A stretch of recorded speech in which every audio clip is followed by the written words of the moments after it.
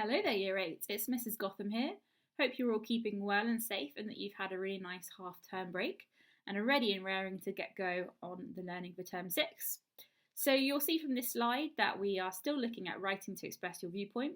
We're going to be doing that for another couple of weeks, finishing off our topic.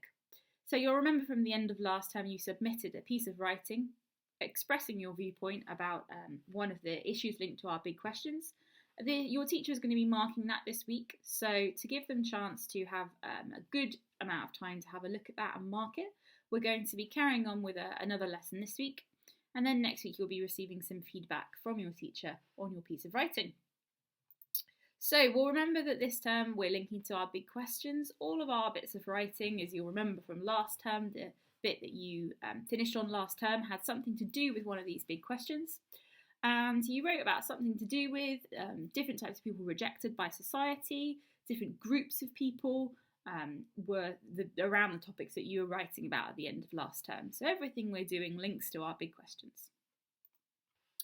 So today's lesson, as I said, is going to be building on your skills from last term, but also giving you a chance to have a look at something a bit different whilst your teacher is marking your work. So in today's lesson, it's going to be built all around looking at different types of punctuation and how to use them. Hopefully this will be a bit of a revision lesson for most of you, going back over the different types of punctuation, but also it might clarify some areas where you were unsure before or needed some more practice, especially with some of the more complex forms of punctuation. It's really easy to forget some of those rules, so it's important that we keep going back over them. Also, today is going to be about using varied types of punctuation. Now, why is it useful to do that when you're writing to express a viewpoint? So, for two reasons really. When we use different punctuation, we use it correctly, our writing becomes clearer and our argument becomes easier to follow, and our reader therefore is going to be more convinced by our argument. But also, if we're using varied types of punctuation, then our writing is going to be more interesting, and then our reader is going to want to continue to keep reading it, and also therefore our writing becomes more persuasive and convincing. So there's various reasons there for both having correct punctuation and also making sure that it's varied.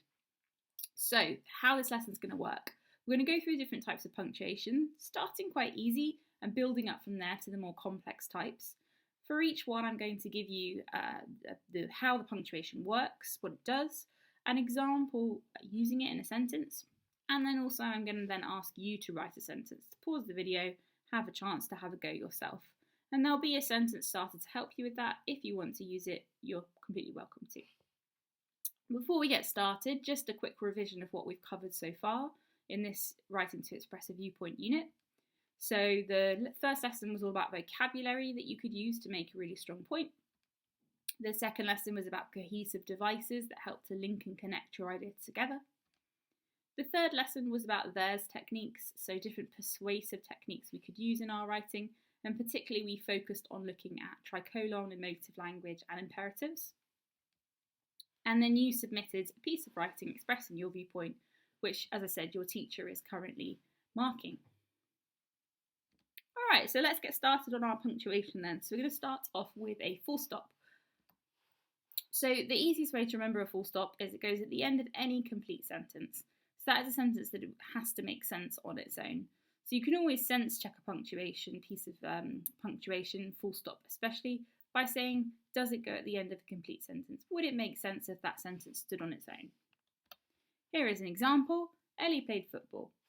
It's absolutely clear to be able to understand that sentence on its own. No confusion there about what's happening in that sentence.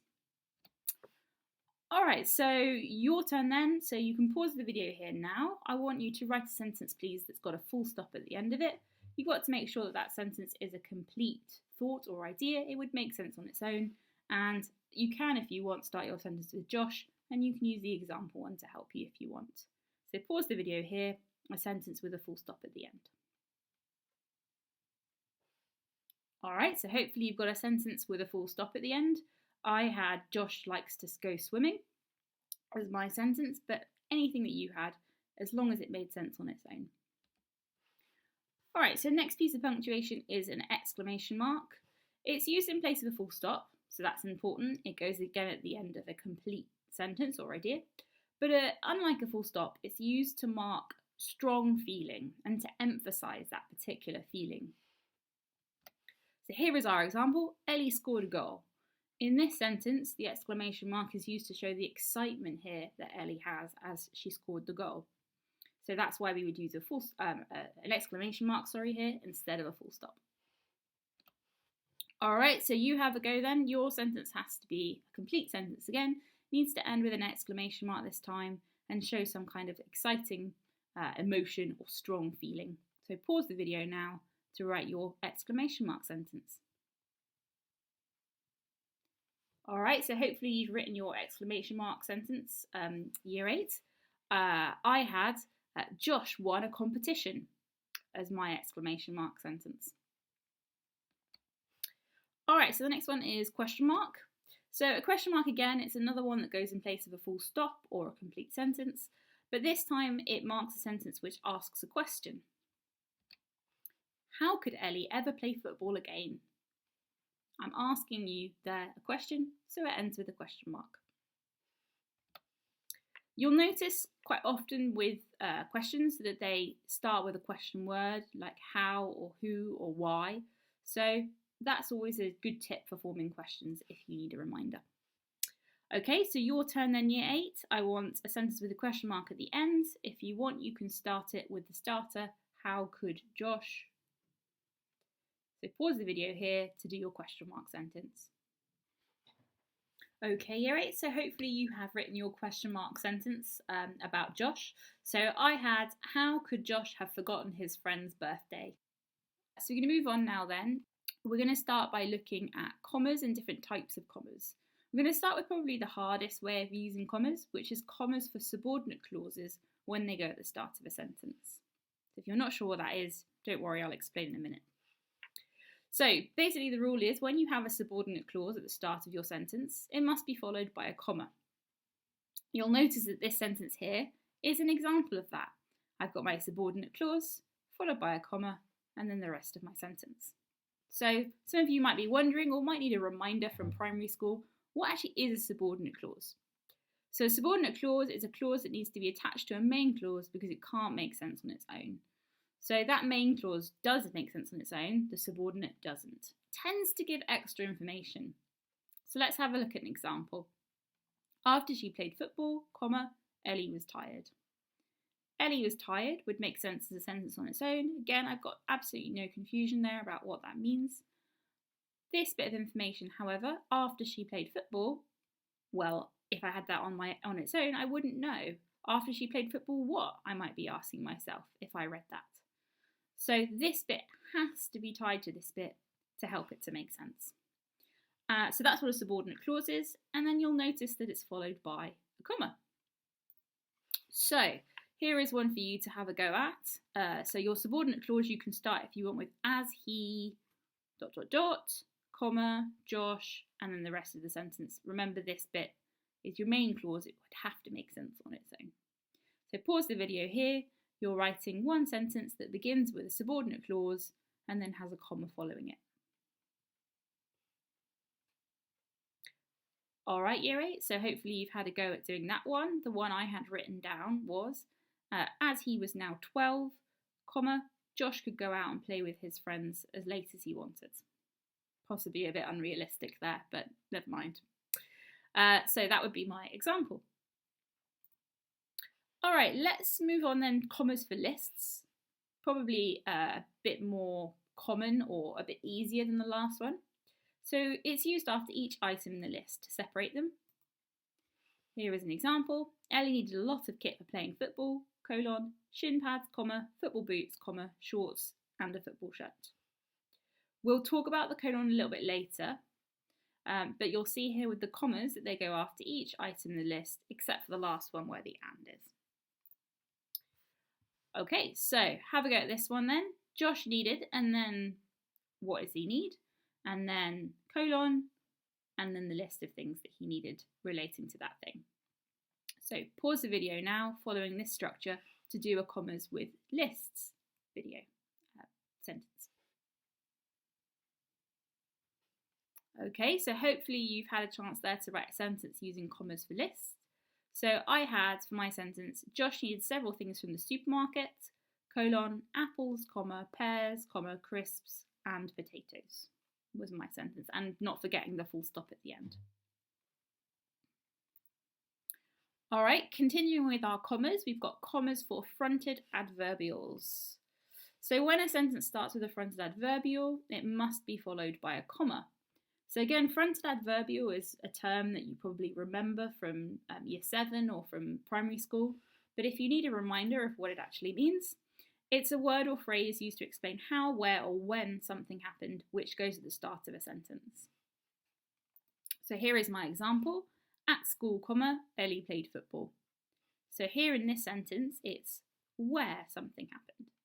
But I could equally change my sentence to something like yesterday, comma, Ellie played football. That would be a when type of fronted adverbial.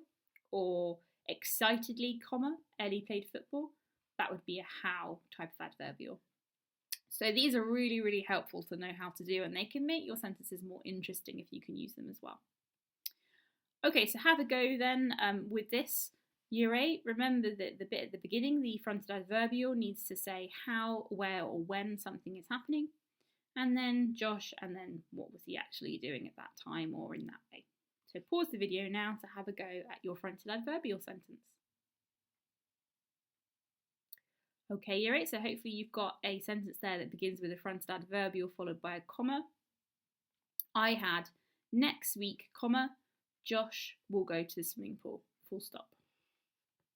So I had a when for a time fronted adverbial in my example. Right, next one is commas for added information. So when you want to add extra information to your sentence, you can use commas to help you to do that. There's several ways to do this, so I'm going to talk you through each. There's 2 of them. So first of all, if you want the extra information to go at the end of the sentence, you just use 1 comma and then you tag on the extra information. E.g., Ellie played football, comma, her favourite sport. Remember when you tag on this extra information that, again, it's going to be a subordinate clause. So it's not going to make sense on its own. Her favourite sport wouldn't make sense on a sentence on its own. So it's got to be tagged on. If it did make sense on its own, it shouldn't be a comma, it should be a full stop. So for example, if I had Ellie played football, she really enjoyed it, I would divide it with a full stop, not with a comma. So you've got to be really, really careful with this one to make sure that you don't have commas where you actually need full stops. But as long as the bit that comes after the comma wouldn't make sense on its own, her favourite sport wouldn't make sense on its own, then I'm good to add the comma there. All right, so you have a go. Again, be really careful with this one. It's quite easy to get this one wrong or to slightly misunderstand this one. So Josh, something, something, something, comma, something, something, something. And it's got to be extra information. So pause the video now and have a go at that one. All right, so I had Josh ate lots of food, comma, his favourite. So again, his favourite would not make sense on its own. Josh ate lots of food would. All right, so that's one way to use commas for extra information, but there's a second way as well. So if your extra information is in the middle of the main clause, so rather than being a subordinate clause that's tagged on the end, it actually goes in the middle of the main clause, and we call that an embedded clause. Embedded, like it's in bed, under the covers. You can think of it that way if you want to, in between the covers and the bed is a good way to remember and think about that. So in this situation, you need 2 commas to go around the extra information. It also tends to come after the person or thing the sentence is about when you do this. So here is an example. Ellie, comma, who really enjoyed sports, comma, played football. So here is my extra information. It's about the person or the thing the sentence is about. Another good tip here is to form these with who or which. Who when it's a person and which when it's a thing. So for example, the football, comma, which was really old, comma, was very muddy. So in that sentence I would be using which rather than who because I'm talking about the football, not about a person. But you are talking about a person, remember? You're talking about Josh. So Josh, comma, who something, something, something, comma, something, something, something. So some extra information about Josh in between the two commas here. So pause the video now then, have a go year 8 at adding some extra information in the middle of the main clause. Alright year 8, welcome back. Hopefully you've had a go at doing that. So I had Josh, comma, who is 10, comma, enjoys swimming as my sentence. Alright, we're on to apostrophes. So for apostrophes there's also 2 types, so I'll take you through them one by one. So first of all, we have what we call apostrophes to show possession. So when you possess something, it means you own it. So this is when it's used to tell us that something belongs to someone. Here is the example. Ellie's football boots were really comfortable. Here I'm talking about the football boots and they belong to Ellie. So after the name Ellie, I have an apostrophe S to show that she owns the football boots. Alright, so you have a go now with something that belongs to Josh. Josh is something, and then tell me a bit about them. Okay, so pause there to have a go at using an apostrophe for possession, please, year 8. Alright, year 8, so hopefully you've had a go at using an apostrophe for possession there. I had Josh's hair is growing really long. Full stop was my sentence. So Josh owns his hair, so I need to put apostrophe S on the end of his name. Alright, so that's possibly the easier type of apostrophe to use. The slightly trickier one, and the one that I tend to see as teachers people getting wrong more often, is the apostrophe to show contraction or omission. So those are 2 quite complex words to explain something quite simple. So essentially this is when you put 2 words together, and when you do that you miss out some letters. The apostrophe shows where the missing letters would go, where they've been taken out. So there's loads of words that you do this in that you might not even realise. Some common ones are can't, C-A-N apostrophe T is short for cannot, or I'll, I apostrophe L-L, short for I will, or I'm, I apostrophe M, short for I am. The one that teachers we see people getting wrong quite a lot is your, so Y-O-U apostrophe R-E, which is short for you are. Here's my sentence. Ellie couldn't play football today because it was raining. So here I've used couldn't, which is short for could not. Because I've missed out the O, I put the apostrophe to show that it's missing. Alright, so your turn here. I'm not giving you much help on this one. You've just got Josh to start your sentence off. So you pick a word that you think has an apostrophe in it that would fit in this sentence somewhere. Okay, so pause the video here. Make sure you've got an apostrophe somewhere to show contraction or omission where you're missing out a letter in a word. Alright, year 8, so hopefully you've got a sentence now that has an apostrophe for omission in it. So I did Josh wouldn't go out today because it was raining. So wouldn't is short for would not, but I've missed out that O, so I need the apostrophe for omission. Right, so on to the slightly more complex types of punctuation now, semicolon. So a semicolon is used in place of a full stop to separate 2 complete sentences. But it has to be when the second one explains, concludes, or is about the same thing as the first. The typical rule of thumb, though, I always say, is if you could put a full stop there, you could normally put a semicolon there, because normally the sentence coming after would tend to link to the one before. Notice that you don't need to use a capital letter after a semicolon. So even though it's going in place of a full stop, where you would have a capital letter following it, you don't with a semicolon. So watch out for that. Here's my example. Ellie was tired, semicolon. She had played football for hours on a blazing hot day. So I could put a full stop here. Both of these sentences make sense on their own. Ellie was tired, makes sense on its own. She had played football for hours on a blazing hot day, makes sense on its own. But because the second one explains the first, the fact that she'd been playing football for hours shows or explains why she was tired. That's why I can use a semicolon here rather than using the full stop. Alright, so have a go with this one. I suggest if you're struggling with it, you try and follow the same format as the example one, but just be really careful to remember that it would go in place of a full stop. It's a pretty good guide. Okay, so pause the video here, have a go, 2 sentences joined with a semicolon. Okay, so welcome back Year 8. I hope you've had a go at that one. I had for mine, Josh was busy reading, semicolon. He'd bought lots of books that day at the bookshop. So the fact that he had bought lots of books explains why he was busy reading. But those 2 sentences would make sense on their own. They could have a full stop in between, so I can put a semicolon.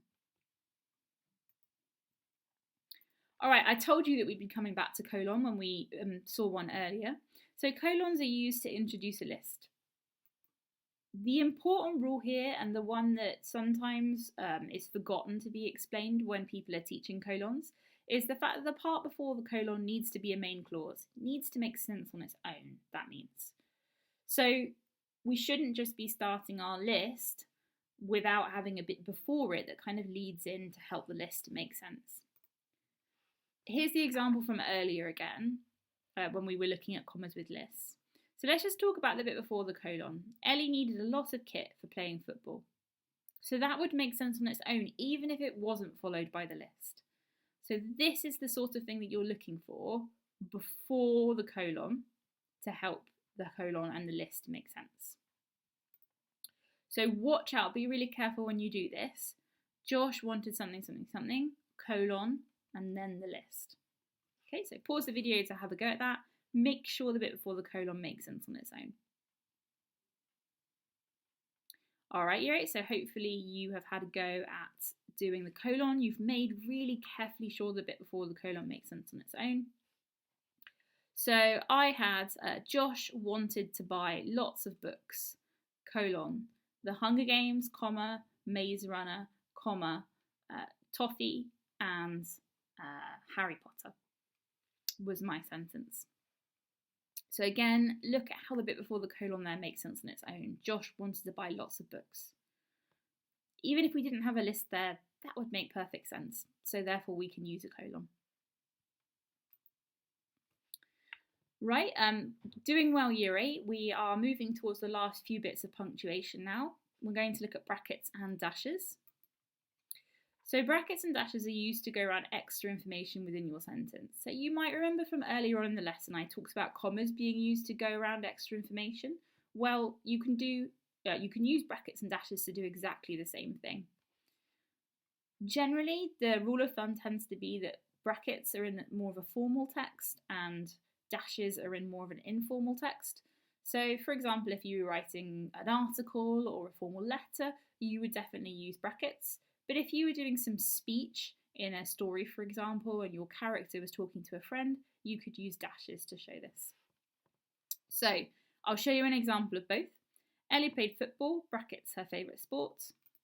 Ellie played football, dash, her favourite sport. And we could also put a comma there as well. You might remember the one from earlier had a comma there.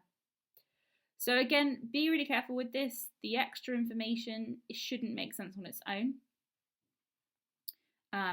Otherwise you can have a go. So up to you whether you use a bracket or a dash. So Josh something something something dash extra information, or Josh something something something brackets extra information. So pause the video here and have a go at that. Alright, so I had for mine Year 8, Josh played football, brackets after school. So after school is the extra information that wouldn't make sense on its own. Okay, remember from earlier as well, we also talked about embedded clauses with commas, where the extra information goes after the subject of the sentence, so the person or the thing that it's about. It goes inside the sentence. Ellie, bracket, who really enjoyed sports, bracket, played football. Ellie, dash, who really enjoyed sports, dash, played football. And again, commas could be going here as well. So have a go at this one, please, then. So Josh, brackets, who, something, something, something, something, something, something. Or Josh, dash, who, something, something, something, dash, something, something, something. Right, Year 8, so I was wondering what you got for this one. I chose to do a bracket one here. So I did Josh, who really enjoys watching motor racing, with brackets there. Josh, bracket, who really enjoys motor racing, bracket, was really excited to go to the Formula One Grand Prix this year. Right, we're on to our last bit of punctuation year 8, so well done if you've made it this far. So a hyphen is easily confused with a dash. So watch out for that. It's used to join two words or parts of words when they go together. So here is an example. Ellie played football on a blazing hot day. So blazing hot, I could join them together with a hyphen. So you have a go here then with Josh. Try and come up with a hyphen to use in a sentence about him. Okay, right, year 8. So hopefully you've had a go at coming up with a hyphen to go in a sentence about Josh.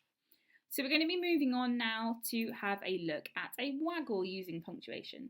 So if you can print this slide out, then it's worth doing so that you can write and highlight on it. If you can't, you can just do this activity on the screen. So I've picked one of the sentence starters from the last lesson, and I've written a new piece of writing about it with a couple of paragraphs here. I've tried to use all of the different types of punctuation. So what we're going to do is, I'm going to read it first of all.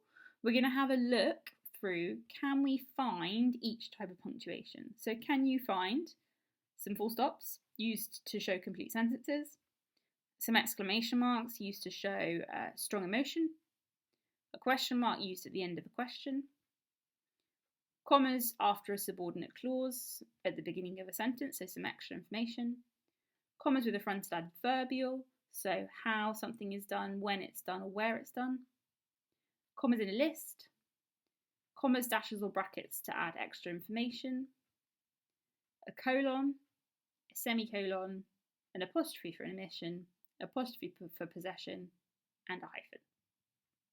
So I'm going to read it through. If you have printed this, you can tick it off as you go and label it. If not, then just try and do it on the screen. So here's the waggle. The fact that we still have racism in our society today is shocking. You would think that we've moved past the unfair, unnecessary, and unequal treatment of those with a different skin colour to ourselves. After years of this behaviour, you would think we should have realised that skin colour is only skin deep. It says nothing about who you are as a person or a human being. In this day and age, you would think we should have evolved far enough to envision an equal world. Apparently not. But how can we change this? Firstly, it is imperative to give equal power and status to those who, through no fault of their own, have been racially discriminated against.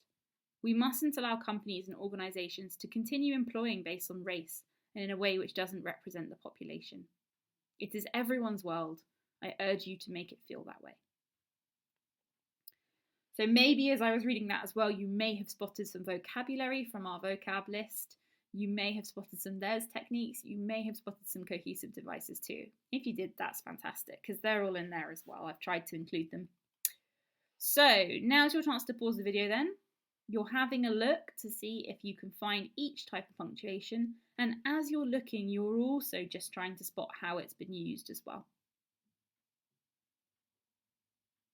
Right, year 8, so hopefully you've paused the video and you've found or tried to find each bit of punctuation. So let's have a look through this together. So you'll notice that there are lots of full stops in here to start off with. Hopefully this was an easy one to spot.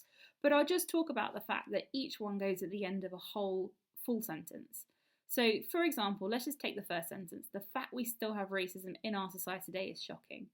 That sentence makes sense on its own. So therefore I need to end it with a full stop before I go on to my next idea. You would think we've moved past. Okay, this is a new idea here, so I need to add a full stop in.